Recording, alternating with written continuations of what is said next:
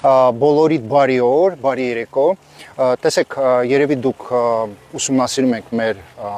այն նյութերը, որը կա մեր կայքերում, խոսքը գնում է Հայկ Հարությունյանի մասին, ում ինձ սպանել են 2019 թվականին, ինքը անցնում է Ռոբերտ Քոչարյանի գործով, շատ կարևոր վկա է եղել եւ հիմա մեղադրանք ունի, հա, բայց մենք հիշում ենք, որ իր մասին ահագին պատմում են, որ ինքն է իրան սպանել։ Ես ասեցի, որ դա չի համապատասխանում իրականությանը, նաև ես վերջերս գրում էի դրա մասին, որ այդ տան մեջ աշխատում էր մի մեծ խումբ կիլերներ եւ այդ մարդիկ մտել են այդ տունը եւ սպանել են ոչ թե մենակ Հայկ Հարությունյանին, բայց նաև այն մի հատ անձնավորությանը, որը եղել է իր հետ այդ օրը։ Եվ դրա մասին ոչ մեկ Հայաստանում չի իմանում, ասեմ նաև վարչապետին էլ են ստել 2019 թվականին, ահագին բաներ չեմ պատմել։ Եվ դա զարմանալի չի, քանի որ մեր վարչապետը Նիկոլ Փաշինյանը ասել է, որ ոչ թե քննչական կոմիտեն, այլ օրինակ դատական համակարգը մեծամասնությամբ աշխատում է հիների վրա, մաֆիա։ Այդ մաֆիա բառը, որը վարչապետը ասում է, դա վերաբերում է նաև ԱԱՑ-ին, հին ԱԱՑ-ին, հիմա խնդիր չկա, Փառք Աստծո, հիմիկվա ԱԱՑ-ի պետը մենք չունենք ոչ մի հարցեր եւ աղոթում ենք, որ կարողանա բոլոր բանդիտներին բռնի եւ չունենք ոչ մի հարց հիմիկվա քննչական կոմիտեի ղեկավարին, խոսքը գնում է Արտուր Պողոսյանի մասին, որը իրոք շատ որակով աշխատանք անում, էլի հույս ունենք, որ մենք կբացահայտենք տարբեր դժվար այդ գործերը, բայց ասեմ, որ եթե մենք խոսում ենք քննչական կոմիտեի մասին, որը աշխատում էր 2019 թվականին, ինքը ոչ մի կապ չունի հիմիկվա քննչական կոմիտեի հետ, քանի որ նորից եմ կրկնում, մենք սուտ ենք լսել ձեզ հետ միասին եւ կառավարության անդամների հետ միասին։ Խոսքը գնում է Սահակ Սահակյանի մասին, ում սպանել են այդ օրը, այսօր իմ մոտ կայնած է իր աղջիկը Մարիանան,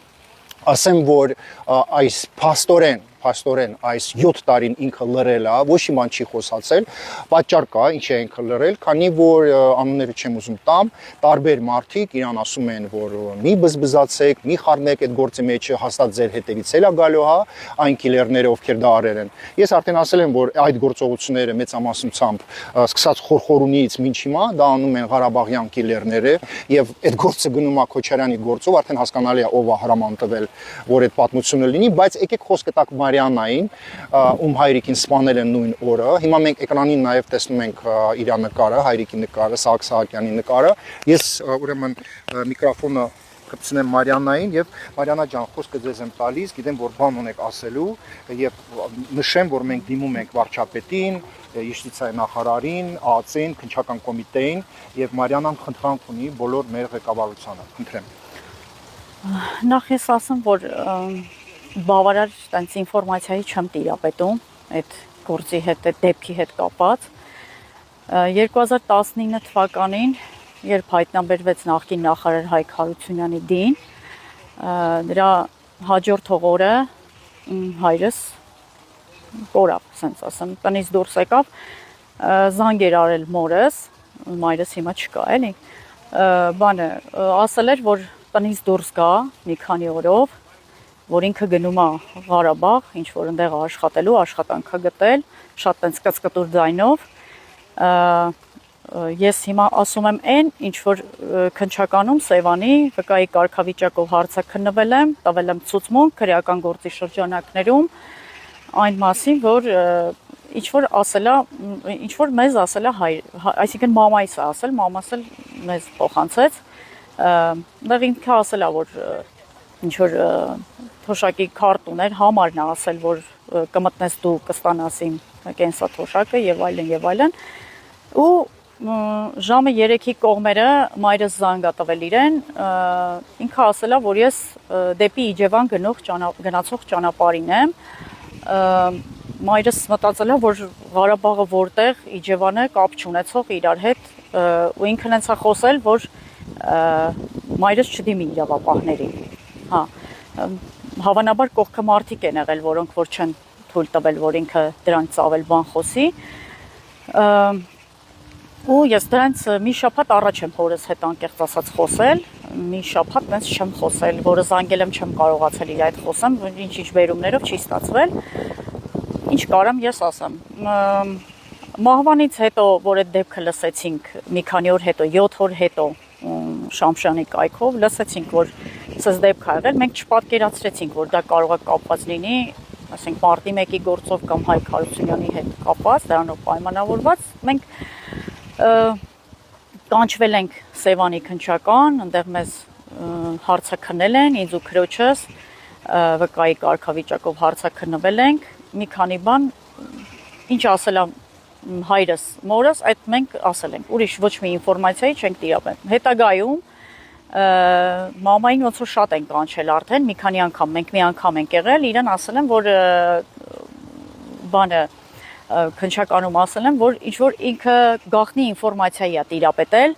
հարց են տվել ինքը ինչ էր անում Բժնի գյուղում, ում տուն է մտել դուրս եկել, ինչ sense բաներ մամային ասել են իրավապահները, ասել են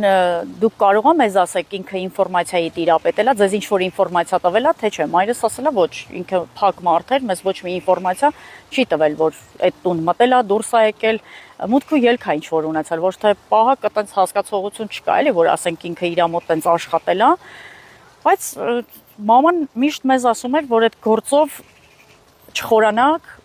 չփորփրեք այդ գործը, ոչ մի բան չանեք, դե իհարկե դրանից հետո ինձ խարդախությունով գումարներ գցեցին, տան հարցա, ես դրանից հետո հացադուլի մեջ եմ եղել, կառավարություն եմ գրել, ինձ օգնել են, Փառք Աստծո արդարադատությունը որոշ գործեր ունեմ իրականացել է, որոշներն էլ պրոցեսի մեջ է, հուսամ որ այս գործն էլ վաղը մյուս օրը կստանա իր արդար լուծումը,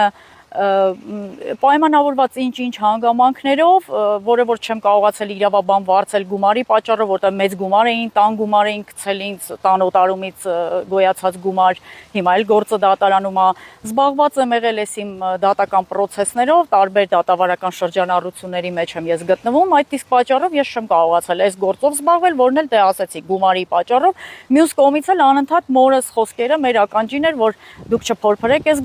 գործում չխորանաք անընդհատ չխորանաք։ Այսքան մի բան, որովհետև երևի հավանաբար ես ենթադրում եմ, որ մամային էլ ինչ որ մեկը վախացրել է,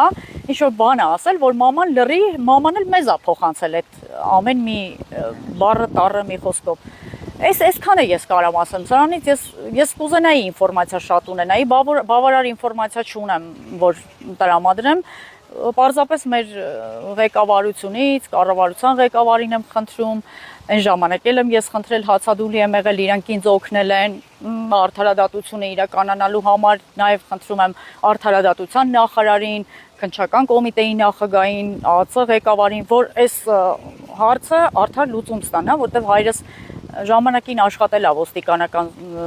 զորքերում, հիմա ինքը ոչ պաշտոնատար անձ է, ոչ մի բան, մենք մինչև հիմա չհասկացանք ինչ տեղի ունեցավ, ինչի համար մինչև հիմա 7 տարի անցել է, դեռ հանցագործությունը բացահայտված չի, ինչ կա սրանում թաքնված։ Սա եմ խնդրում մեր ղեկավարությունից, որպեսզի գործը բացահայտվի։ Շնորհակալություն։ Ես էլ եմ շնորհակալություն հայտնում բոլորին, ովքեր մտնում են մեր էջերը, մեր կոմենտները, ես ձեր կոմենտներն եմ ուշադիր ուսումնասիրում եւ նորից ուզում եմ շնորհակալություն հայտնել բոլոր դրանց, նաեւ Մարիաննային, ովքեր մեզ ինչ որ ինֆո են տալիս, պատմում են իրենց հայրիկների մասին, մենք ցավում ենք, որ այդ պատմությունների մեջ են, այդքան ընտանիք կա այդ պատմությունների մեջ, բայց մենք հիշում ենք, որ Ղարաբաղյան կլանի ներկայացուցիչները եւ մի մեծ խումբ կիլերներ ցավոք սրտի շարունակում են Երևանում շատ հանգիստ ապրել եւ մենք հույս ունենք, որ այդ մարդկանց բռնելու են, քանի որ իրավիճակը շատ բարդ է։ Այսքանը։